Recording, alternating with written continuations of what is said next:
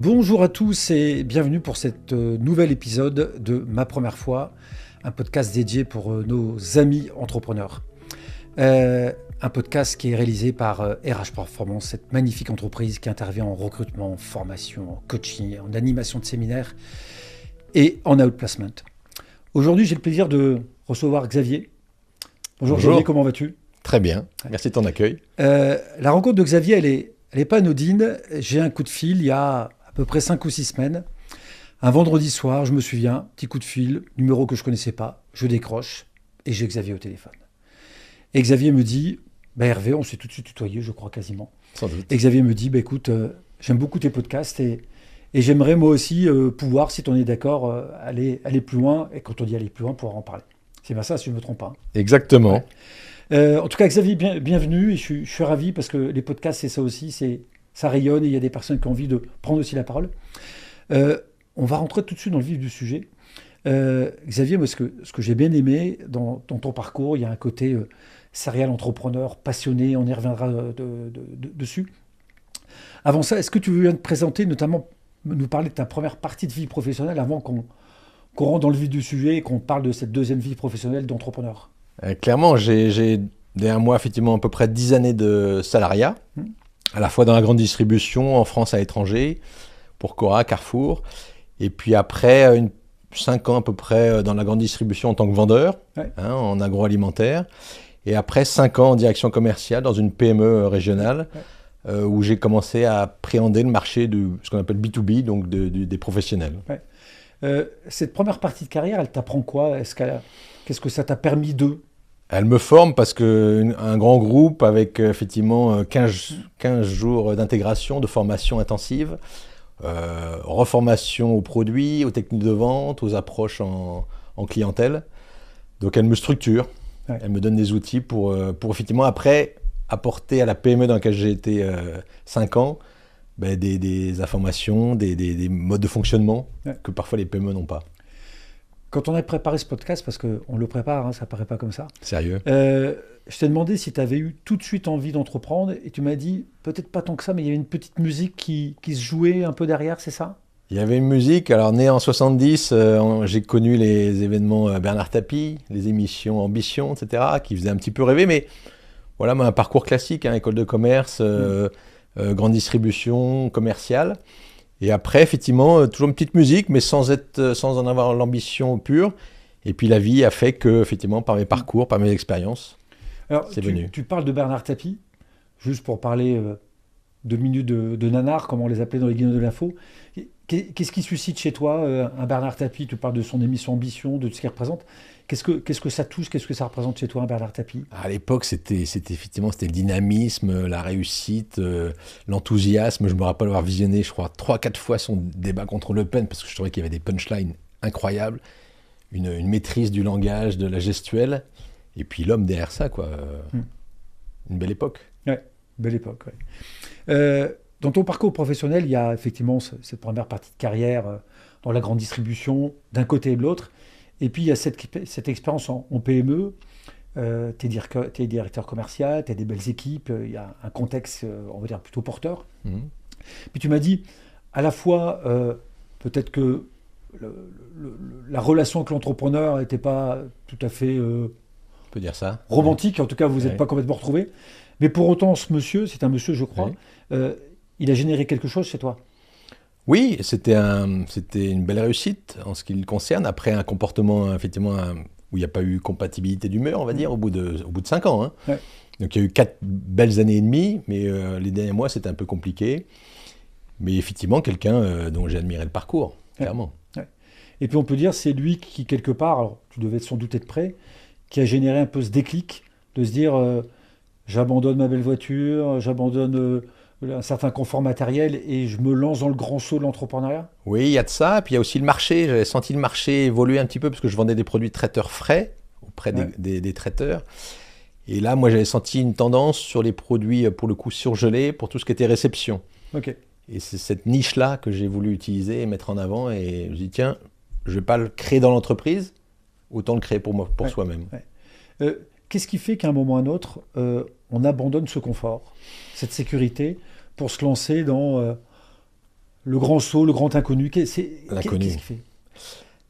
C'est difficile. J'avais 35 ans, la fougue, l'envie de tout casser, peut-être de prouver à moi-même que je pouvais le faire aussi. Ouais. Voilà, la notion des risques, elle n'existe pas tant que ça parce qu'à ce moment-là, si tu mesurais les vrais risques, tu le ferais pas, quoi. Ouais. Donc il y a une certaine forme d'insouciance. Oui, bien sûr, mais qui est portée par l'ambition et par l'envie, quoi, et de dire mais ça va marcher, quoi. Il y a pas photo. Ouais. Xavier, est-ce que tu fais partie de ces 82% pardon, d'entrepreneurs qui se lancent dans l'entrepreneuriat pour la liberté? Sans doute, n'en devoir qu'à soi-même ou à sa banque. Mais effectivement, avoir cette liberté de pouvoir commencer, finir quand on veut.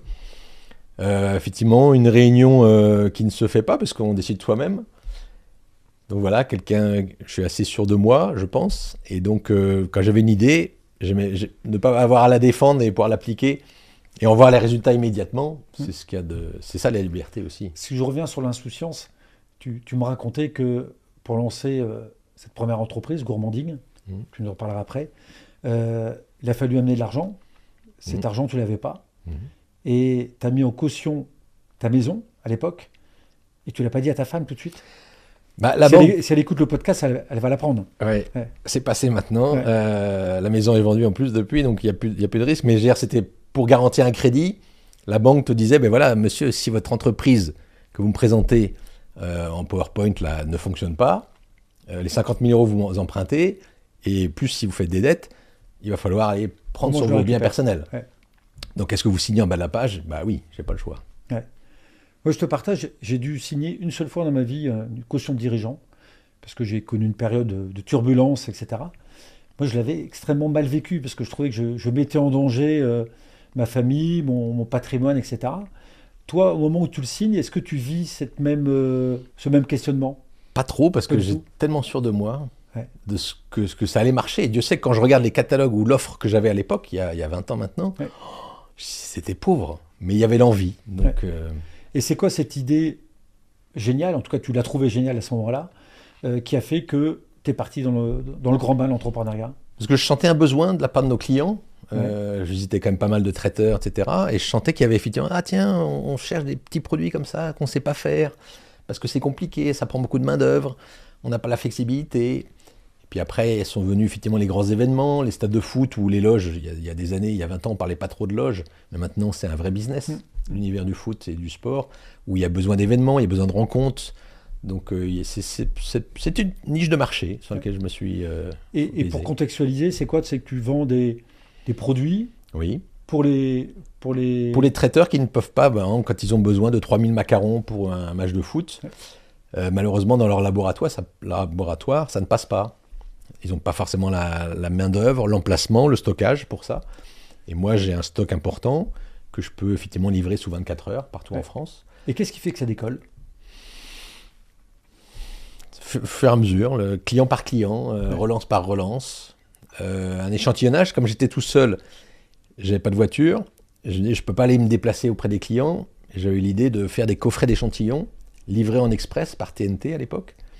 Donc je composais une dizaine de produits dans une boîte, type boîte à chaussures, et moi j'appelais des clients à Marseille, à Toulouse, etc. Et je leur disais, demain matin, monsieur, vous avez un échantillon dans votre cuisine. Ah bon? Bah oui. Et ça me coûtait peut-être 40 euros. Mais effectivement, au lieu de me déplacer à Toulouse, à Bordeaux, j'arrivais à prospecter la France entière. Et il y a des journées où j'ai envoyé 10 colis d'échantillons. Et le lendemain, les surlendemains, relance, est-ce que vous avez bien reçu? Qu'est-ce que vous en pensez? Paf. Et les commandes tombaient. Et tu as vendu jusqu'à 2 millions de pièces par an? 2 millions de pièces par an, effectivement, parce qu'on a un prix moyen à peu près entre 50 et 1 euro, donc ça fait à peu près 2 millions de pièces par an. C'est beau. Et donc cette entreprise qui existe toujours, bien sûr, tu l'as développée, et puis il s'est passé ce qu'on a tous connu, le Covid. Et oui. Et si on refait un petit voyage en arrière de 5 ou 6 ans, cette période Covid, dans un métier comme le tien chez Gourmanding, il te met un peu dans la panade.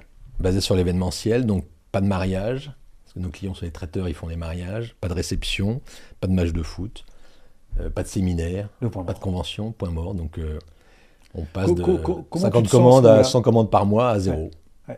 Comment tu vis ce moment? où tu te dis, t'es tout seul, il ne se passe plus rien. C'est un peu hors sol parce que tu te dis qu'est-ce qui va se passer, donc tu as plutôt confiance, tu regardes les infos tous les soirs en demandant quand est-ce qu'on rouvre, c'est bon, ça va être 15 jours, c'est bon, ça repart. Mais quand tu as 100 000 euros de stock, qui correspond à peu près à un mois et demi de vente, hein, tu te dis bon, je vois les DLUO qui tournent, alors c'est pas du produit frais heureusement, tu fais des dons parce qu'on te demande est-ce que vous pouvez aider, il y avait des étudiants, je me rappelle à l'époque, qui étaient bloqués, donc certains de nos traiteurs nous demandaient est-ce que vous avez des produits à donner, j'ai dit bah, bien sûr, donc on a fait 2-3 livraisons, je me rappelle à Lyon, à Lille, et tu te dis bon ben, oui, chaque jour est compliqué. Comment tu vis en tant qu'entrepreneur ces périodes de doute, d'incertitude longue? Tu dors pas bien, mais tu penses aussi à ta famille, à tes enfants étudiants, une qui devait passer des concours de prépa, une autre qui passait le bac, un autre qui était en pleine étude, qui avait des visios à l'époque, quelques cours en visio, pas grand-chose. Donc tu penses à eux d'abord, et puis par contre tu comment dors je pas vais très faire bien. pour payer tout ça? Oui. Ouais. Donc tu mets les crédits en attente, puisque la banque le permettait, donc tu mets des hollas sur Et les puis crédits. comme tu es chef d'entreprise, il n'y a pas de chômage, il n'y a rien de tout Ah ça. non, bien tu n'as le évidemment. droit à rien, tu n'as même pas le droit d'aide, puisqu'on a fermé en mars, et j'ai eu quelques aides à partir d'octobre seulement. Ok. Donc 6 mois, on est un peu dans le dur. Zéro. Ouais. Est-ce que c'est pas parce qu'on est dos au mur qu'on s'autorise à peut-être casser les codes, à se réinventer, à voir les choses autrement? Sans doute, parce qu'on va parler effectivement de la troisième marque que j'ai créée. Sans le Covid, finalement, j'aurais pas fait ça. Ouais. Parce que tout roule, tout tourne. Bah, tu es dans ta zone de confort. Ouais. Gourmanding existe toujours, Mmh. et peut-être que tu y mets un peu moins d'énergie, peut-être que tu es passé sur autre chose. J'y passe pas mal de temps encore. Encore, ouais. Ok.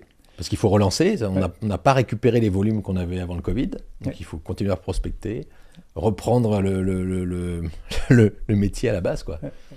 Mais en tout cas, le Covid te met, on va dire, en turbulence, en risque par rapport à Gourmanding, et te fait imaginer un autre projet. Oui. C'est le projet qui m'a interpellé et qu'on va évoquer aujourd'hui. C'est Brut. C'est Brut. quoi l'idée de départ de Brut? Brut, c'est en confinement, donc avec 3 enfants à la maison, ma femme qui cuisine beaucoup et très bien, et on se rend compte que les planches à découper ou de présentation pour l'apéritif, pour le saucisson qu'on a à la maison, ben, c'est soit des planches en plastique, des planches en bambou ou en bois collé, et pas une seule de la même marque. Donc des planches qu'on a achetées dans les magasins jaunes et bleus, hein, tu vois, à qui je fais allusion, en grande surface, et en plus des produits qui sont pas très durables, pas de belle qualité, qui sont même pas beaux.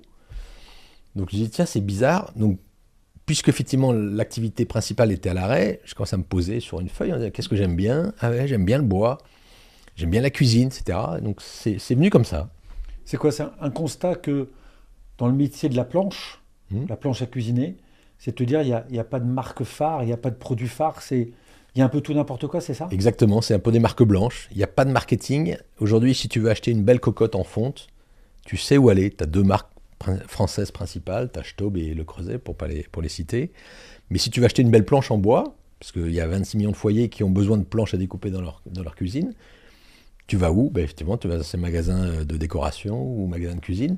Mais l'offre qu'on te propose, il n'y a pas de marque française et il n'y a pas de marque référente. Contrairement à pas mal de produits d'art de la table. Quand tu trouves cette idée, t'es comment intellectuellement? T'es tout excité comme un gamin qui se dit, j'ai Alors, trouvé un nouveau filon? Ouais, j'ai mis, je pense, 1 mois à concrétiser un peu le sujet. Et le jour de mes 50 ans, parce que c'était en plein Covid, à l'apéritif, je m'en souviens très bien, j'ai présenté à mes enfants, à ma femme, j'ai dit voilà, papa va créer une marque. J'avais pas encore le nom. Et une marque de planche, parce qu'effectivement, il n'y a pas de marche. Et effectivement, ils se disaient ah oui, c'est vrai, machin. Et comment ils réagissent? Alors, je me rappelle très bien mon fils, ah papa, c'est bon, c'est un bon business, ça.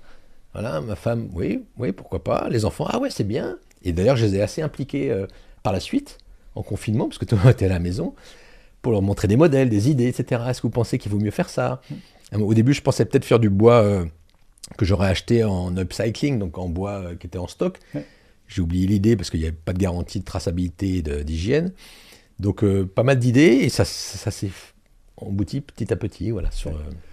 Quand tu es au démarrage, on fait quelques années en arrière, quand tu te lances dans Brut, une entreprise qui conçoit, qui fabrique, et nous en dire un petit peu plus, qu'est-ce que tu t'imagines? Est-ce que tu t'imagines dire tiens, je pars sur un petit projet qui va être rigolo? Est-ce que tu imagines quelque chose avec une ampleur beaucoup plus forte? Tu t'imagines quoi, hein? Je sais pas trop. C'est pas trop? Je sais pas trop. Ouais. J'ai l'ambition de créer et puis voilà, d'investir au fur et à mesure ce que je gagne, au fur et à mesure des retours clients. Et Ouais. puis non, j'ai pas de plan de marche. Ouais. Alors, quand tu m'as parlé de ton projet, euh, il y a cette idée qui est venue pendant le Covid de dire là, je vais me lancer sur un produit qui n'a pas de référence en termes de marque. Euh, et puis, de ce que j'ai compris, ton produit il a évolué petit à petit parce qu'au tout début, on peut parler d'abord du bois. Hmm. Tout de suite, tu as eu des convictions qu'il fallait aller le chercher où? Bah, je me dis, je vais acheter du bois. Bah, on est dans une belle région où il y a de belles forêts, il y a forcément des exploitants forestiers. Mon grand-père, en plus, était forestier à l'ONF dans les années 60. Je sais qu'il y a de belles forêts dans la région. Je vais trouver une scierie, j'en ai contacté 4 ou 5. Et la première qui m'a répondu favorablement pour me recevoir, c'était à Béthune. Ouais. Et qui ne fait que du bois de la région, donc du bois de la forêt de Mormal et d'Édin. Et c'était une évidence pour moi de ne pas aller acheter du bois en Bourgogne alors qu'il y a de très belles forêts ou dans le centre Ou encore centre plus loin, Loire. en Europe de l'Est ou je ne sais où. Bien sûr, Ouais. hors de question. Donc je dis, la logique veut, puis il y a une question de coût aussi de transport, Ouais. que j'achète localement du bois. Donc tes planches sont faites en quoi?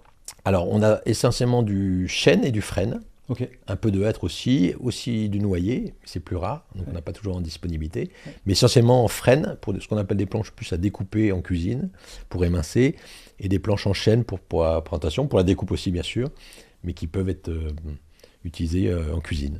Donc on est dans du made in France et du made in local. Alors 100%, parfois on me dit tiens, vous devriez avoir un label, ou on me sollicite pour payer pour un label, 100% origine France. J'ai dit mais j'ai pas besoin, je suis 100%. Donc tu pars sur ce projet, tu décides de prendre du bois de la région, ce que tu fais, tu trouves ça. Et puis tu m'expliquais, après il faut trouver un partenaire pour faire les découpes, pour les mettre au beau format. Et puis c'est un peu le hasard, la rencontre, qui fait que tu rencontres, je crois, une première entreprise, je te laisse l'expliquer, Oui. qui est ici Vitamine T. C'est ça? Exactement. Ouais. Que j'avais visité dans une conférence, il y avait une conférence il y a 2 ans avant, Vitamine T, qui présentait le projet. En fait, c'est des ateliers d'insertion qui mettent au travail des gens qui sont en fin de droit, au RSA, qui veulent aussi une formation, donc à la fois dans le bois, ils font aussi ce qu'on appelle du vide-grenier, hein. Ouais. Donc ils recyclent, ils retapent aussi des meubles abîmés, etc., pour les revendre dans leur boutique, hein, ça s'appelle le grenier. Et donc effectivement, je me dis, tiens, ils ont un atelier bois, ils font des meubles avec des palettes usagées, hein, qu'ils récupèrent, ils font des meubles de présentation, des bureaux, etc. Et donc je vais les voir avec un prototype que j'avais fait dans mon garage, et je dis, voilà, est-ce que vous pourriez reproduire ça? Si je vous livre du bois, est-ce que vous pourriez reproduire? Il dit, mais bien sûr, il me faut un tarif, je négocie même pas. Je dis, ben, par rapport à ce tarif, je vais essayer de caler mon prix de vente. Et ça passait, donc j'ai pas dit, tiens, je veux une réduction là-dessus. J'ai dit, non, on y va. Et en plus, il y avait le côté social, insertion. Que tu n'avais pas prévu à l'origine. Que je n'avais pas prévu, mais qui m'a assez vite intéressé parce que tu prends une claque, hein. Quand tu vas dans ces ateliers-là. Pourquoi tu prends une claque? Parce que ton petit confort personnel, tu dis, quand tu vois ça, tu vois ces gens, tu dis, ben, parfois tu te lamentes pour un petit bobo et tu ne devrais pas. Tu me racontais que, alors tu as 2 partenaires, hein, je crois, il y a Vitamine T et puis un ESAT. du côté de Valenciennes. Ouais. Tu m'avais dit que quand tu y vas, tu partages des photos, etc. Parle-moi un petit peu de ces personnes que tu croises. Ils sont assez jeunes, hein, ils ont entre 20 et 40 ans, des gens avec le petit truc en plus, hein, le fameux slogan maintenant, qui leur va bien parce que je trouve que c'est une belle façon de les mettre en avant. Effectivement, quand tu leur montres les planches, ils ont, par rapport à ce qu'ils faisaient avant, ou des meubles où vous ne voyez pas trop la finalité, ou des produits de palette, là ils voient le produit, le voient fini. Je leur montre aussi les réseaux, et ils ont accès aux réseaux, donc ils les voient, ils nous suivent sur Instagram. On leur montre effectivement qu'on est passé à la télé. Ils sont super fiers, quoi. Ça suscite quoi chez eux? Bah, de la fierté, clairement. Parler de leur regard, Ouais. des étoiles dans les yeux, ça. Ouais, il y a de ça, et puis effectivement leur fierté de voir, et puis ils font un super produit, Ouais. un super boulot. Ouais, ils vont poncer à la main, tout est découpé à la main, hein. Ouais. Selon les modèles, il y a plus de 25 modèles chez Brut. Ouais. Donc ils les peaufinent, et ils sont contents de leur... Ils m'aident à charger la voiture, chaque semaine je vais chercher des planches, Ouais. ils m'aident à charger la voiture. Et est-ce qu'on peut dire que tu as quelque part allumé, alors c'était peut-être pas état, mais en tout cas que tu suscites de la fierté chez chez les gens qui... Clairement, Ouais. clairement. Là, ils viennent d'ouvrir en plus un restaurant à Valenciennes, à la cité de Valenciennes, où il va y avoir des planches brutes. Ouais. Donc, toi, la boucle est bouclée, quoi. Ouais. De retrouver tes produits dans les restaurants, c'est... Un restaurant, en plus, qui est donc fait avec des gens de l'ESAT. Ouais. Donc, ils sont en difficulté, et donc, qui vont cuisiner et qui vont présenter sur des produits Ouais. qu'ils ont fait eux-mêmes, quoi. C'est Ouais. génial. Et ce que je trouve génial dans ton aventure, c'est que tu pars d'un projet qui est une idée de se dire, il n'y a pas de marque référente là-dessus, et d'un projet entrepreneurial, ça devient un projet local Mhm. et social. Clairement. Ouais. Ça fait quoi de te dire, avec un peu de recul, te dire, tiens, à travers une bonne idée, je crée de la fierté, je donne du sens, il y a une utilité, c'est-à-dire que ton projet, il prend une autre dimension. Clairement. Clairement, parce qu'effectivement, on coche pas mal de cases. Ouais. À la fois le côté durable, écologique, Ouais. local, plus effectivement de pouvoir remettre à l'emploi des gens qui sont un peu en marge du système, et puis de leur donner effectivement un but, un sens dans leur travail. Mm. C'est quand même hyper intéressant. Ouais. Comment tu réagis quand il y a des personnes qui parfois se disent c'est difficile de faire les deux? Alors, je vais employer l'expression de notre président en même temps. Est-ce qu'on peut à la fois faire de l'économique et du RSE ou du sens? Les deux sont possibles? Ah, mais je pense qu'avec Brut, on en témoigne. C'est-à-dire qu'effectivement, c'est un objet du quotidien, une planche en bois, une planche de cuisine de découpe. Mais effectivement, elle peut effectivement avoir un sens, et on peut effectivement, sur un objet du quotidien, impliquer des gens comme ça, pour qu'effectivement, ça puisse être un vrai marché. Et il y a un marché pour ça, Ouais. évidemment. Alors, tu es allé encore plus loin parce que on a une belle planche ici, je crois que tu en as une juste à côté, tu Oui. peux peut-être la montrer à nos auditeurs, etc. C'est que tu as voulu créer un pochon, Oui. et ce fameux pochon, là aussi, tu as voulu être cohérent avec le début. Pareil, quand j'ai dit cette belle planche, on va pas la vendre comme ça, on la vend essentiellement sur Internet, il faut qu'elle ait un bel écrin, donc on se pose la question, dans quoi on pourrait l'emballer? Dans du coton? Non, il n'y a pas de coton. Qu'est-ce qu'on a en local? La France est le premier producteur de lin au monde.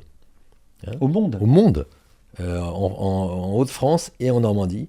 Donc après, on a trouvé effectivement ce pochon, de la toile de couche qu'on achète à Armentières, qui est tissée à Armentières, et dont on fait les pochons dans l'atelier d'insertion, qui a une partie confection sur les quins.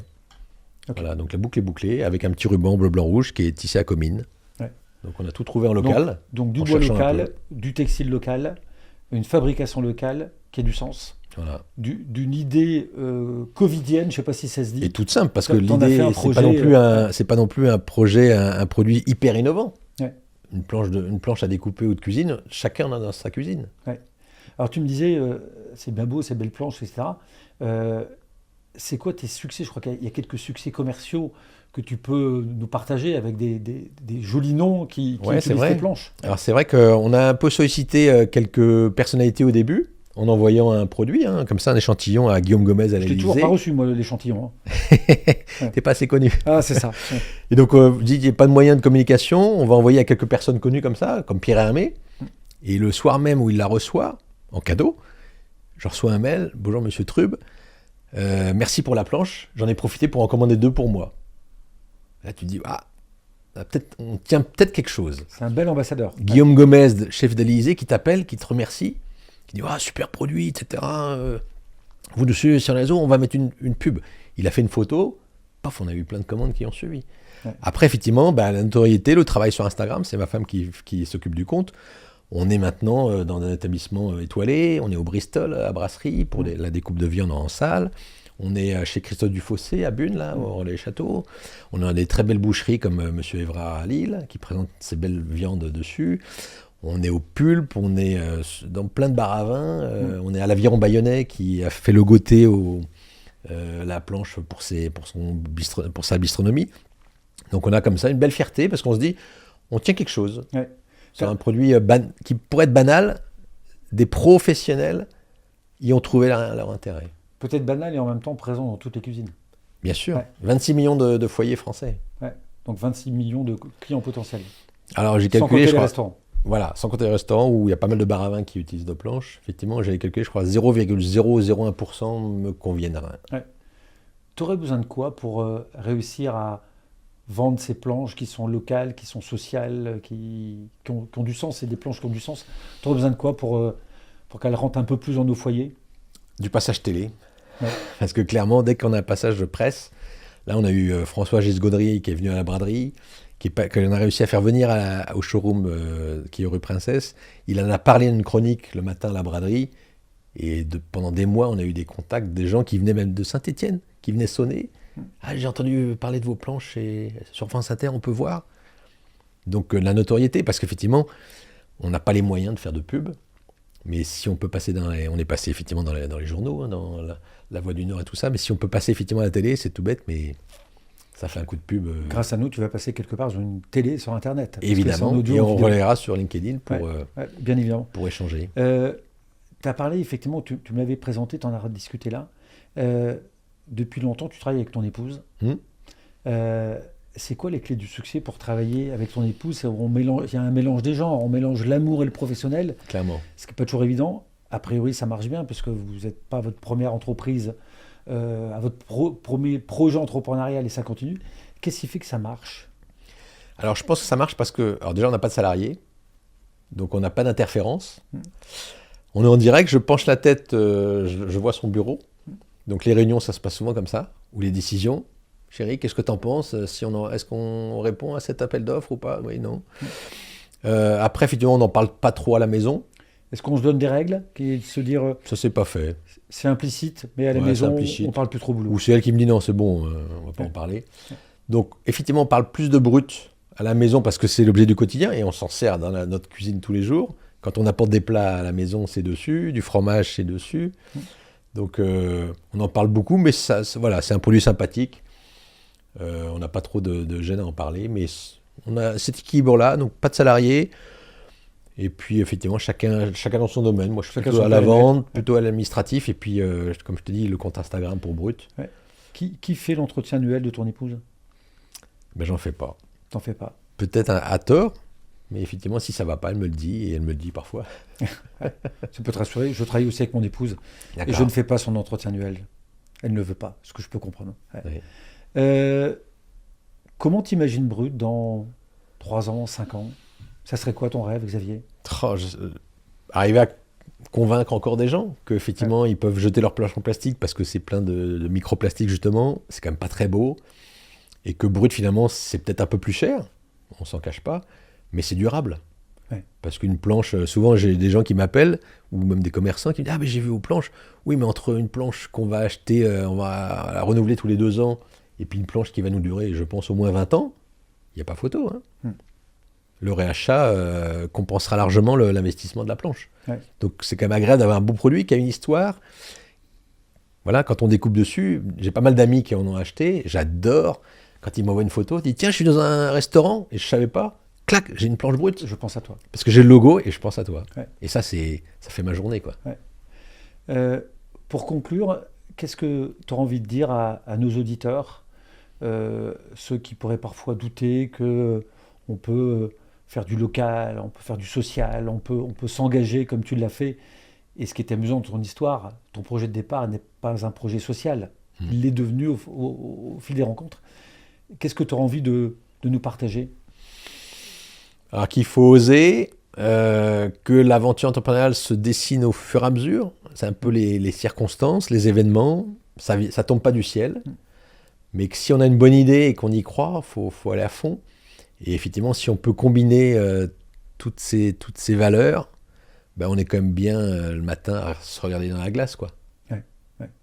Et ça donne encore plus de sens au projet entrepreneurial. Clairement.